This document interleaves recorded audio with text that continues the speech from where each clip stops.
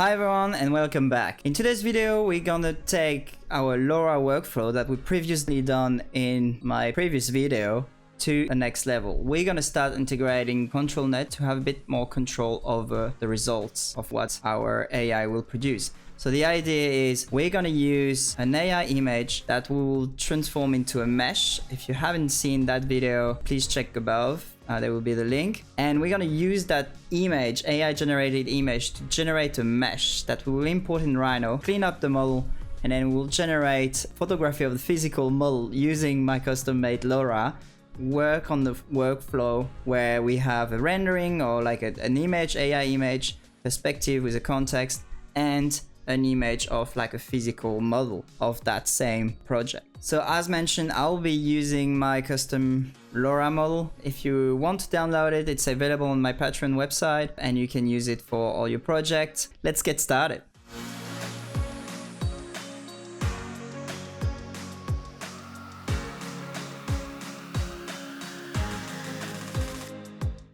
Here we have the original image I've done with ComfyUI, and then what I'm doing here is I clean it up in Photoshop. I remove the background, I remove all the parts that I don't need, and I just use Union to actually generate the 3D model. Then I put and import the 3D model into Rhino, and I will scale it. So I have some little people on that visual from ComfyUI, so I'm just scale it to those people, again sort of size of the door to just get the right scale of the project. And then after that I just draw sort of the pier on which the project is sitting and the water around, and this will help us to generate the image of the physical model.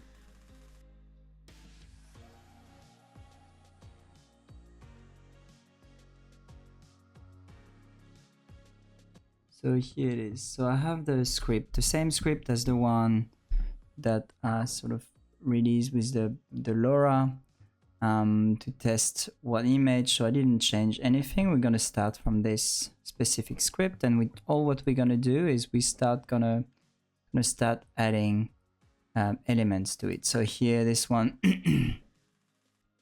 is a horizontal format, and then I use my Lora, which is the Atelier Designer Archi lens, Archi model lens, and I'm gonna look at how it looks like. Okay, so here are a couple of models looking pretty good.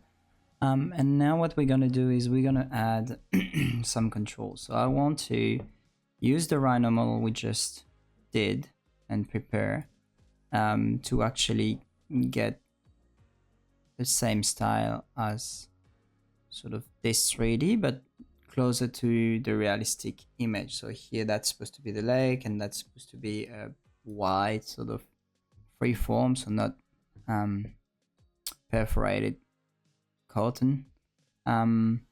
So let's see how it goes. So the first things we're gonna do here is we actually gonna add is actually a ControlNet. So I'm just gonna do load ControlNet model, and here we're gonna load ControlNet Union, and here I'm just gonna do set ControlNet Union type.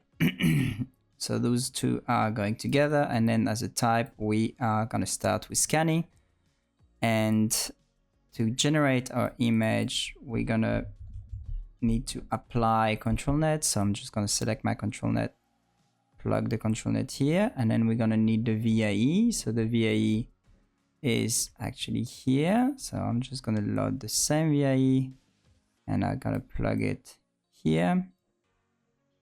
And then the last things, or like the couple of other things we're going to need to do is we're going to need to plug our positive prompt into positive. And so from that here, and then we gonna need a negative prompt. So I'm just gonna do a clip text encoder and that will be our negative prompt. We don't need a negative prompt with Flux, so we're just gonna plug this one as nothing and leave it as nothing. And then here, before it goes back to our guidance, we are going to take our positive and go and plug it to our conditioning here on the flux guidance. Okay, so and that's pretty much how it looks like. And now what we need is our image. So to do our image, we are going to use a screen share from Mixlab. We're going to use this, but we also need to resize our image. So whatever image comes out, we're going to need to resize it. Now the node I like to use is KG nodes. I find it works the best for me. And here what KG nodes is asking is the width and height. So you can write down again the same width and height as this one. But I think a good way to go through it's probably to set this inputs and y, so width and height, and convert them as inputs here. So then you can just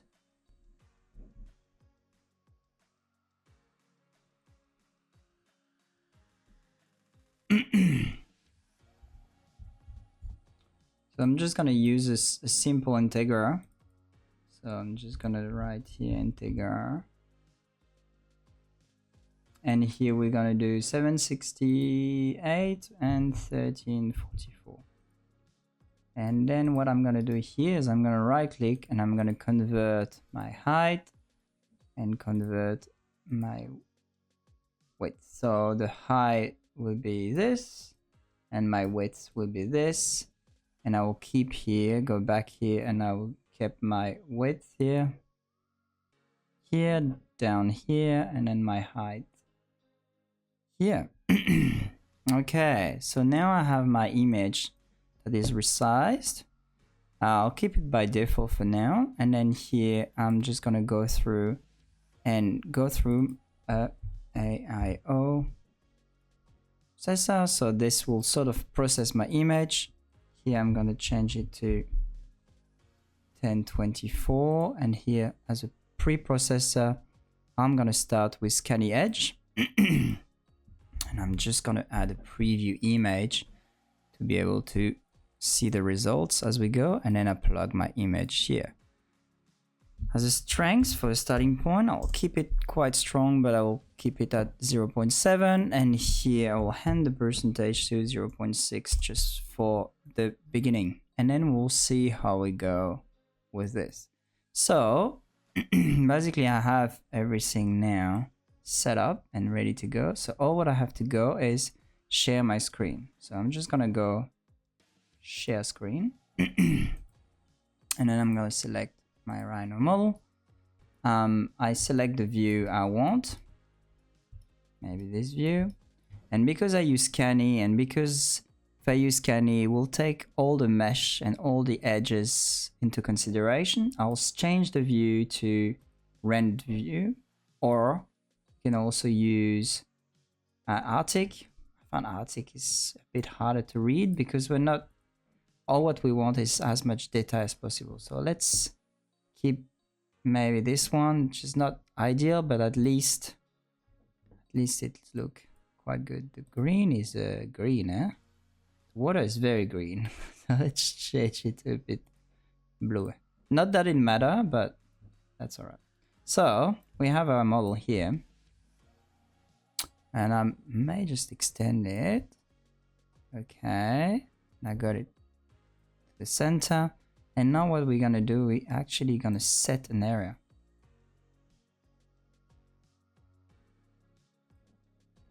There we go.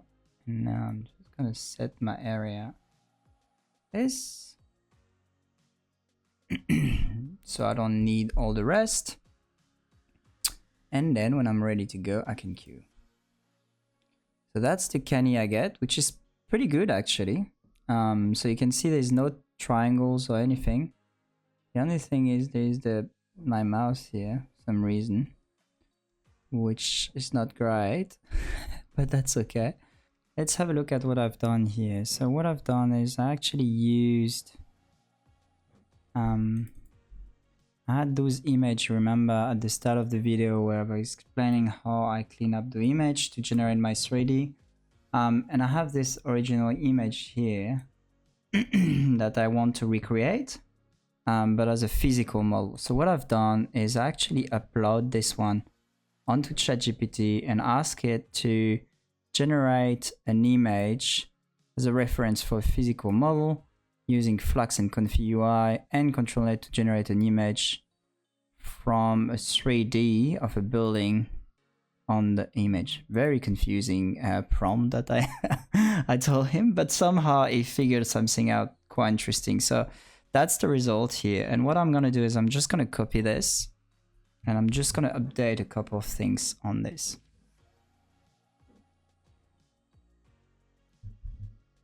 And I'm gonna change it a bit.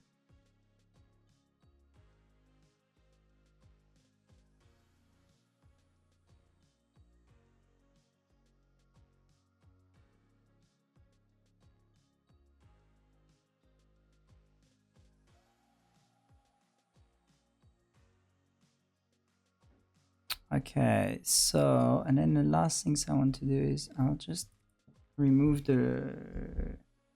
just load a Lora. Just add a very simple Lora loader, just because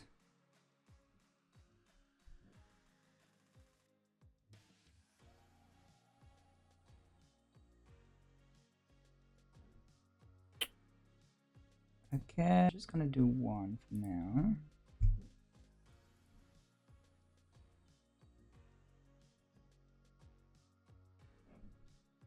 Okay, let's see what's this prompt give us.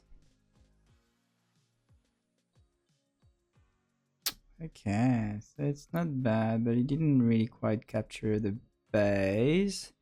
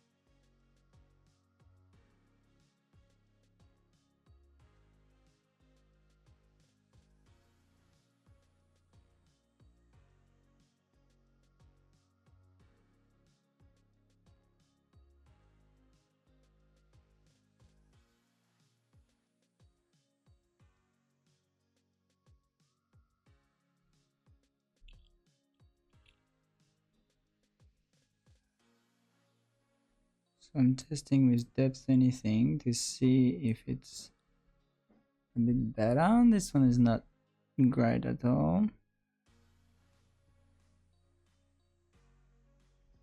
Okay, I think depth anything is a bit better.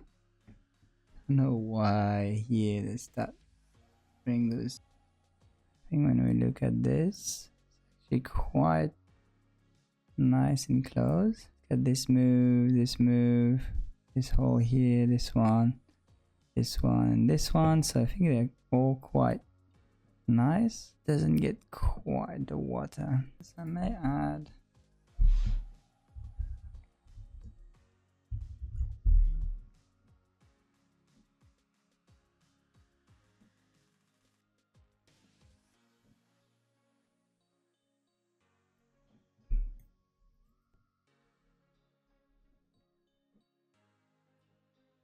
okay, so looks like it's quite not getting the difference between the water and the base. Keeps things a bit confusing, but it follows really nicely the shape and the form of the model, so that's really nice to see. So let's see if I can update my prompt to clarify.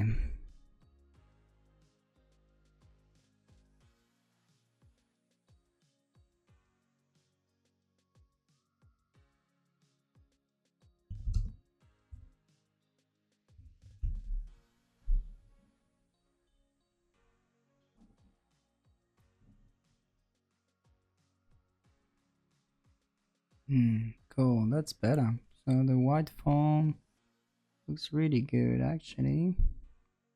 Just the water didn't get quite around, and it's still quite minimal what's inside, but I kind of like it. I think it's more like a concept model, which is quite nice. Let's do another one, last one. Cool, and then here's the last one. So it's pretty good. It's just the water again. It's not 100% working just yet, so I may need to tweak a bit the prompt. But overall, I found the depths work very well with this type of shape. So again, you know, if we go back and change a bit the view of our model and take it from another angle. I don't really like this angle. Yeah, it's really hard to find a good angle because of the geometry, but maybe this one.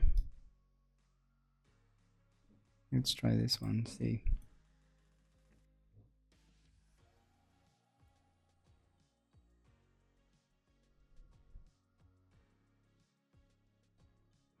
There you go, update here, and stop the live.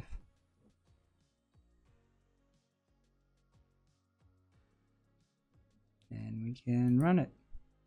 So again, you can also experiment. Sometimes I actually plug my clip straight to the prompt without going through the Lora. So the model goes through the Lora, but not the clip. Sometimes it just I got some interesting result by testing that as well. Okay, so here we go. We've got another model here. Just a bit confused again with the different plates, but I think it's quite interesting, quite beautiful how it comes out. So it might need a bit of photoshopping to remove that green part and everything, but yeah, quite interesting. Okay, that's it. I hope you enjoyed the video. We successfully integrate ControlNet to actually refine our AI generated photography of this physical model. This method is actually a great way to enhance your 3D workflow and get control over the output of ComfyUI, get consistency between the image, the 3D, and the physical 3D model. If you found that helpful, don't forget to like, subscribe, and hit the bell icon if you don't want to miss any future video. If you want to check out my custom Lora that I'm showing in this video, feel free to jump into Patreon. It helps a lot the channel to generate more content like this. So thanks again for your support, and please let me know in a comment below if you enjoy the process. Until next video, ciao.